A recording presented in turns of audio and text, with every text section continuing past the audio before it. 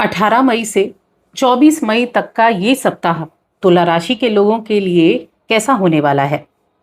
देखिए, इस सप्ताह की अगर हम बात करें तो चंद्रमा का राशि परिवर्तन होगा, जो कि हर 2.5 दिन में राशि बदलते हैं। चंद्रमा सप्ताह की शुरुआत से वृषभ राशि यानी अपनी उच्च की राशि से गोचर करेंगे और उसके बाद मिथुन राशि में गुरु और शुक्र के साथ युति करके एक तो गजलक्ष्मी योग बनाएंगे और त्रिग्रही योग बनाएंगे। जब ये वृषभ राशि में होंगे तब भी त्रिग्रही योग बनेगा।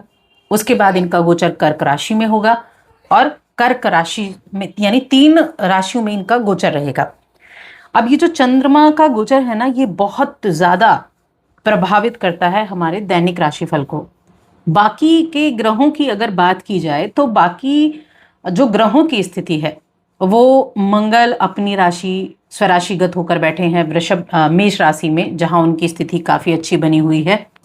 इसके अलावा वृषभ राशि में सूर्य और बुध की युति से बुधादित्य योग बना हुआ है और ये जो गुरु और शुक्र की युति है ये गजलक्ष्मी योग बना रही है मिथुन राशि में। ये ग्रहों की स्थिति है। केतु सिंह राशि में बैठे हुए हैं, राहु कुंभ राशि में बैठे हुए हैं। अब इनका जो प्रभाव है वो कैसे आपके इस सप्ताह को प्रभावित करेगा, क्या चीजें आपके लिए अच्छी होने वाली हैं, क्या चीजें आपको प्रभावित कर सकती हैं, चलिए इसके बारे में हम विस्तार से बात कर लेते हैं।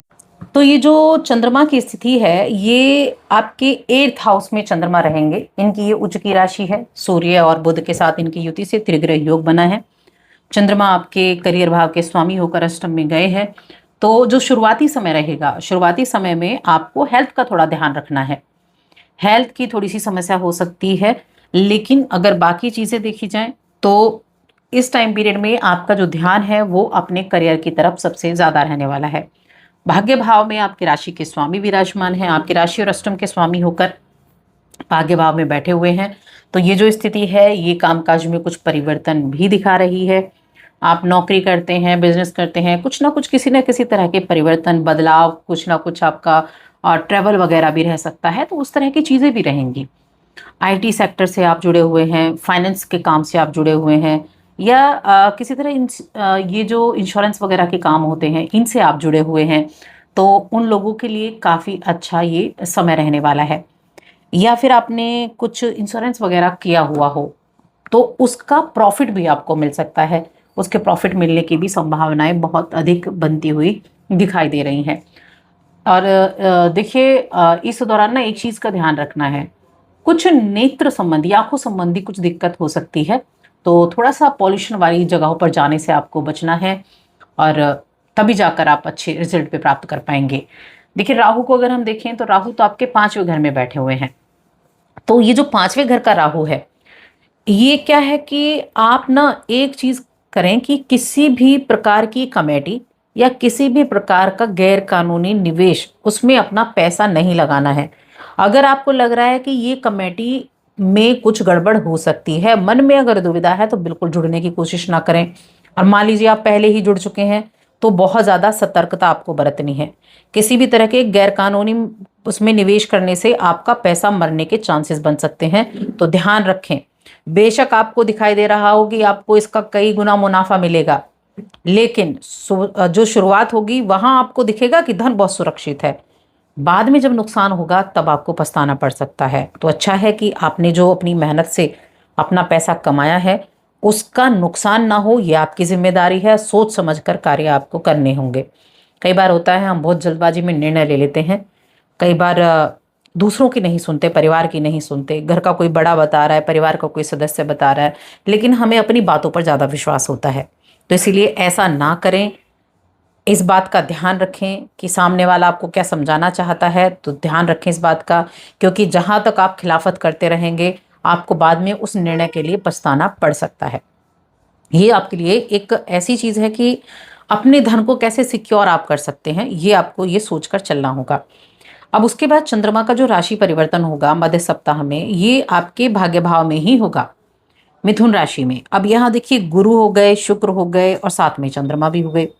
एक तो त्रिग्रह योग बन गया, एक गजलक्ष्मी राजयोग भी बन गया, और यहाँ गुरु और शुक्र से पहले से ही योग बना हुआ है, वो भी आपके भाग्य भाव में। भाग्य भाव में बना ये योग आपके भाग्य का सपोर्ट तो देगा ही, भाग्य के द्वारा बहुत सारी चीजें आपके जीवन में हो सकती हैं। पहली चीज तो आपका मन बड़ा अच्छा रहेगा। आपका मन जो है ना वो धर्म कर्म में भी लगेगा, मेडिटेशन में भी लगेगा। और कुछ ऐसा अचानक से होगा कि आप कहीं ट्रैवल करना चाहें, आप कुछ धर्म की से जुड़ी कोई यात्रा करना चाहें, पहाड़ों पे यात्रा करना चाहें, इस तरह का आपका मन हो सकता है। या कामकाज के सिलसिले में भी आपके लिए यहाँ भाग दौड़ रह सकती है, क्योंकि चंद्रमा 9th हाउस में आई, 10th लॉर्ड है। तो कामकाज के सिलसिले में भी यहाँ ट्रेवल अब आपके लिए बनते हुए दिख रहे हैं। आपके जो छोटे भाई बहन हैं उनके साथ आप अपने रिश्तों को अच्छा बनाकर चलें। रिश्तों को अच्छा बनाएंगे तो आपका मन भी प्रसन्न रहेगा। और देखिए, मन में बहुत सारी चीजें ऐसी रहेंगी, धन के बारे में, कैसे कमाया जाए, कैसे सोचा जाए, कहाँ आप जा सकते हैं, कहाँ जाकर आपको ज़्यादा अच्छी चीज़ें आपको मिल सकती हैं, कुछ नया करने का मन में रह सकता है। तो इस तरह की चीज़ें बहुत ज़्यादा रहेंगी। तो ये जो मध्य सप्ताह है ये आपके लिए एक तरह से बहुत अच्छा भी है, और आपका जो थॉट आपके हैं वो बहुत ज़्यादा भी रह सकते हैं। इस तरह ये चीज़ें आपके लिए होने वाली हैं। और जो बाद में चंद्रमा जो है वो राशि बदलेंगे और अपनी ही राशि में चले जाएंगे, 10th हाउस में। परिवार के हर एक ज़रूरत का आप ध्यान रखेंगे, परिवार के लिए कुछ खर्चा करते हुए भी आप दिखाई देंगे, क्योंकि जो चंद्रमा कर्क राशि में है ये आपके पारिवारिक स्थितियों को संभालने का काम करने वाला है। साथ में आपके करियर में भी इनका जो रोल है वो बहुत अच्छा रहेगा। करियर में पदोन्नति के कई शुभ अवसर मिलने के योग बन रहे हैं। जो स्थितियां आप पहले कभी खराब हुई थी उनको ठीक करने का प्रयास आप करेंगे, तो काफ़ी अच्छा रहेगा। अब स्टूडेंट्स की बात करते हैं। जो भी स्टूडेंट्स विदेश जाकर पढ़ाई करने के बारे में सोच रहे हैं, या अपने घर से इतना दूर आप जाकर सोच रहे हैं, यानी कि आप स्टेट बदल रहे हैं, तो उनको थोड़ा सा पेशेंस रखकर चलने की आवश्यकता है। मेहनत पर सबसे ज़्यादा ध्यान रखना है।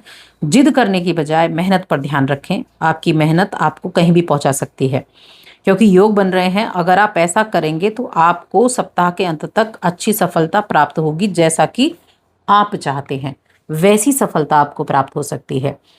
अब हम रिलेशंस की बात कर लेते हैं।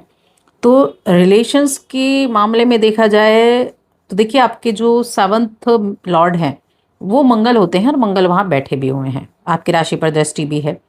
तो वैवाहिक जीवन के लिए फिर भी मैं कहूँगी यहाँ ठीक ठाक समय दिख रहा है, अच्छा है। और पारिवारिक जीवन के लिए बहुत मिला जुला समय है, क्योंकि अष्टम में सूर्य, द्वितीय भाव पर दृष्टि, सूर्य पर शनि की दृष्टि, तो थोड़ा सा ससुराल पक्ष से भी थोड़ी दिक्कत हो सकती है, और पारिवारिक जीवन में भी थोड़ी सी दिक्कत हो सकती है। तो वहाँ दिक्कत का मतलब कि आप बहुत सावधानी पूर्वक चलें, किसी तरह की परेशानी ना हो। अगर आपने एग्रेशन में एक कदम उठाया, सामने वाले 2 कदम उठाएगा, तो कई बार बिना वजह की चीज़ें बिगड़ भी जाती हैं, तो ठीक करें। बहुत सुंदर सुंदर चीज़ें खरीदने का मन हो सकता है, तो उसमें भी आपके लिए अच्छा है। प्रेम जीवन के मामले में ठीक ठाक है, मिले जुले प्रभाव रहेंगे। अपने घर को एकदम साफ रखें, हर एक कोने को साफ करके रखें, इससे आपके घर की पॉजिटिविटी बढ़ेगी। और एक संतुलन बनाने की कोशिश करें घर में और कार्य क्षेत्र में। तो बस आज की इस वीडियो में इतना ही।